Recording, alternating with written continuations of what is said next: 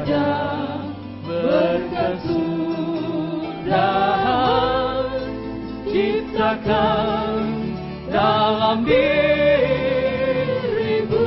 Kasih-Mu, oh Tuhan, kita angkat tangan kita kepada Dia. Kasih-Mu, oh Tuhan, ku rindukan selalu, ciptakan penumpang dalam hidupku ini, mengasihi sesama seperti teladan-Mu, mengasihi hidupku.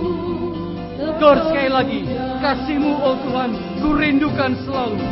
Kasih-Mu oh Tuhan, ku rindukan selalu, ciptakan penumpang dalam hidupku ini, mengasihi sesama seperti teladan-Mu, mengasihi hidupku sepenuhnya.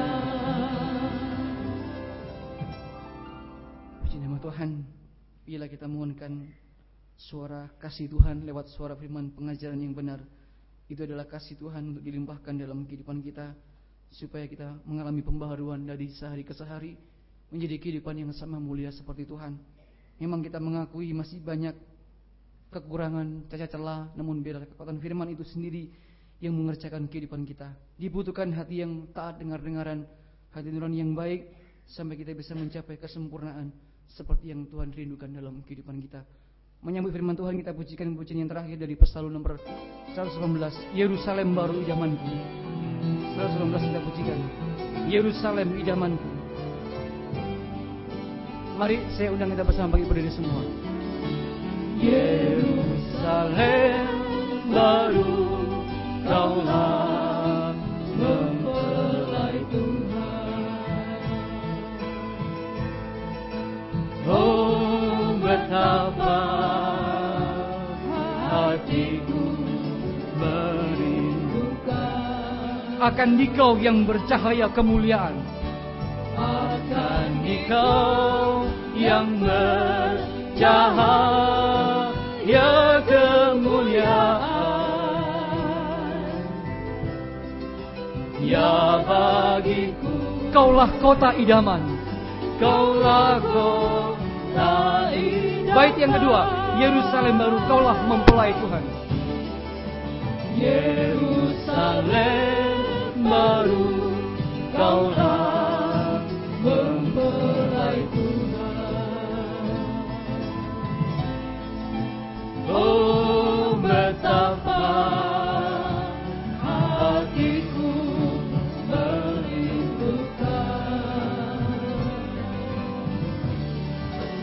akan Dikau, oh kota kesucian Allah. Di sana perhentian rasa gelisah. Haleluya. Di sana perhentian rasa gelisah. Tuhan, berilah kasih-Mu yang utama. Tuhan, berilah kasih-Mu yang utama, agar dapat menjadi mempelai-Mu.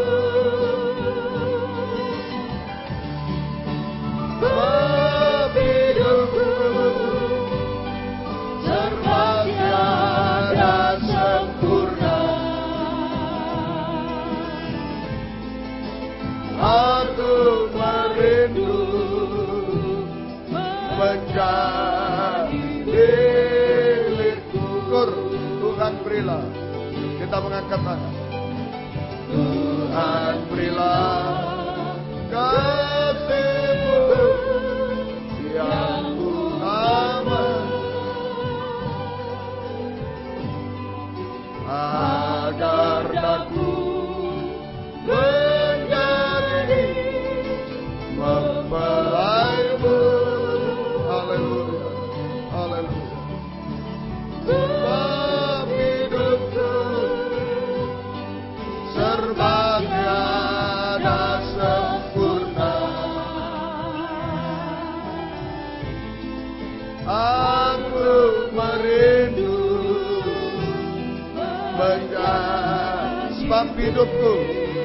dalam hidupku. Haleluya. Sebab hidupku serba tiada sempurna. Aku merindu menjadi dirimu. Haleluya. Kami menyadari banyak kekurangan, kelemahan kami, kesalahan kami. Itu sebabnya kami mengambil Tuhan sikap sepanjang hari ini duduk di bawah kaki-Mu lewat doa puasa, supaya Engkau mengerjakan kehidupan kami, Tuhan, menyucikan kehidupan kami sampai satu waktu tidak bercacat celah, satu waktu sempurna seperti Engkau yang layak menyambut kedatangan-Mu yang kedua kali. Tuhan, season 1-2 sudah Engkau tolong, sekarang season 3 Engkau lebih menolong. Engkau akan memberikan firman-Mu bagi kami semua. Engkau membukakan firman-Mu bagi kami semua. Apa yang menjadi kehendak-Mu, apa yang menjadi kebutuhan kami masing-masing, bukakanlah lewat firman-Mu malam ini. Dan urapilah kami dengan kuat kuasa Roh-Mu yang suci, mulai dari hamba untuk mampu menyampaikan firman dengan jelas, dengan benar dan murni, menyampaikan firman sesuai kehendak-Mu, menyampaikan firman dengan kasih sayang-Mu. Biarlah firman-Mu sungguh-sungguh jawaban atas hidup kami. Dan urapi pula kami semua, baik yang ada di sini, yang mendengar siaran langsung, radio, video, internet, kaset, VCD, dimanapun berada. Urapi semua untuk mampu, Tuhan, mendengar firman dengan baik, mengerti, percaya, yakin akan firman, bahkan mampu mempraktekkan firman-Mu dalam setiap hidup kami. Sehingga nyata, Tuhan, malam ini firman dan Roh Kudus yang mendorong, mengarahkan doa penyembahan ini sampai di hadirat-Mu. Dan merasa uluran tangan Tuhan diubahkan, dipuaskan, ditolong secara langsung oleh Tuhan. Dihapus air mata kami hari-hari ini. Kami bahagia di dalam pelukan tangan-Mu. Berikan roh penyembahan, berikan kelembutan hati kepada kami semua, Tuhan. Kuasa-kuasa iblis setan selalu mengganggu, menggoda, merintangi saat kami mendengar firman, saat berdoa menyembah Engkau. Lewat roh ngantuk, roh najis, keras hati, main-main, kami usir semua dalam nama Yesus. Pergi. Darah Yesus berkuasa. Tuhan, tolong kami. Tuhan, berkemurahan bagi kami semua. Gereja-gereja lain yang bersamaan dengan kami beribadah kepada Tuhan, Tuhan memberkati mereka seperti Tuhan berkati kami. Terutama satukan dalam satu pengajaran firman yang benar, yang membawa kami dalam satu kesatuan tubuh yang sempurna. Dan Engkau segera datang kembali kedua kali. Terima kasih Tuhan. Dalam nama Tuhan Yesus Kristus kami sudah berdoa. Haleluya. Amin. Silakan duduk kembali.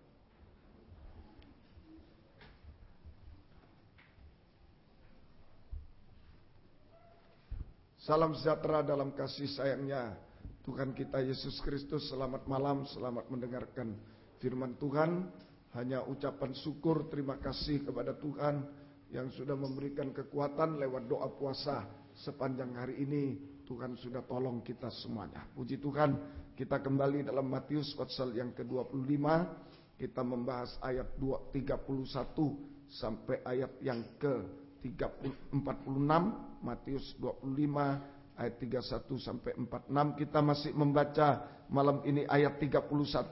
Masih kita lanjutkan kembali Matius 25 ayat yang ke-31. Mari silakan. Apabila Anak Manusia datang dalam kemuliaannya, ya, dan semua malaikat bersama-sama dengan Dia, ya, maka Ia akan bersemayam di atas tahta kemuliaannya. Ia bersemayam di atas tahta kemuliaannya. Puji Tuhan. Jadi di ayat 31, di ayat 34, dan raja itu, nah ini tahta kemuliaan dia sebagai raja. Raja itu akan berkata dan seterusnya.